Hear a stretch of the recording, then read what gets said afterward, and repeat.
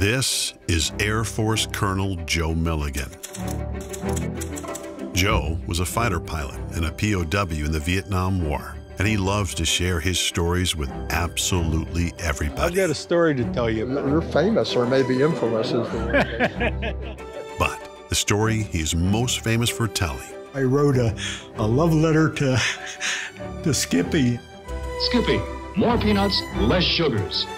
Everybody knows Skippy. I guess no self-respecting fighter pilot wants to admit he was shot down by an enemy aircraft, but, well, I got shot down. Some days it's just not your day. You're stuck in an environment where you don't get outside the cell. You're locked up 24/7 for all those years. You have nothing to do. Your worldly possessions are next to nothing. You don't get enough to eat. You don't get enough to drink. After years of horrific captivity as a POW, Joe finally got a chance to connect with home. One day my cell door opened. The interrogator asked me do you know what the date is today? So I told him, yeah, today is Valentine's Day in America. And he said, that's right. And in honor of your great American holiday, I am going to allow you to write a letter to your wife or your sweetheart. But soldiers were trained to not give away any information that could be used against them. So Joe had to invent a sweetheart on the spot. So I told him, well, my sweetheart's first two initials are PN, and her last name is Butter, but I always called her by her nickname, which is Skippy. And I had memorized the address for Skippy. As a young boy growing up on the dairy farm in New Jersey, we always had a jar of Skippy sitting on the kitchen table. And I probably read that label 1,000 times. Now all Joe had to do was figure out what he was going to write to his beloved sweetheart Skippy. Dear Skippy, I miss you very much. I love you very much. I particularly miss the times when we used to dine together at the Ritz, and I hope that we will again be able to enjoy that experience once more in the near future.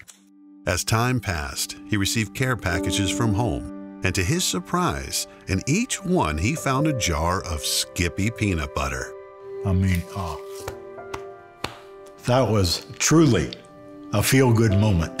I mean, can you imagine the culinary delight? I mean, that really awoken my taste buds. But that wasn't the only thing Skippy did for Joe. I knew right then and there I had beaten them. I pulled one over on the enemy and made a connection with my family at home. And it was that connection to home that gave Joe hope.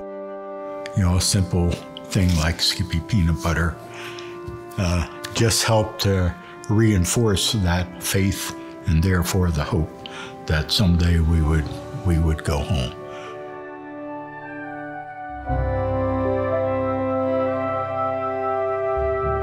Now that he's retired, Joe loves helping his family on the farm and raising rabbits. He also volunteers in the community and honors the future heroes of America. And, well, he still loves sharing, whether swapping war adventures with other veterans. What a sight that was. See, two missiles following each other. Or sharing his story about his sweetheart Skippy. Maybe that's just my upbeat way of approaching things, but I have a connection to Skippy that nobody else does. It's fun for me. One of the most important things, in my opinion, to our survival was hope. And that hope that we had derived from our faith in our country and our faith in the American people, and the knowledge that our country never left anybody behind. That's still true today. You know, a simple thing like Skippy Peanut Butter just helped to reinforce that faith and therefore the hope that someday we would go home.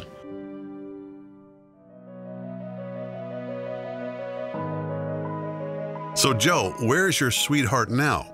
Sits right here on the kitchen table as usual. Plus, I always have one in the pantry in reserve. I'm 80 years old, and I've never run out of Skippy, and I never will.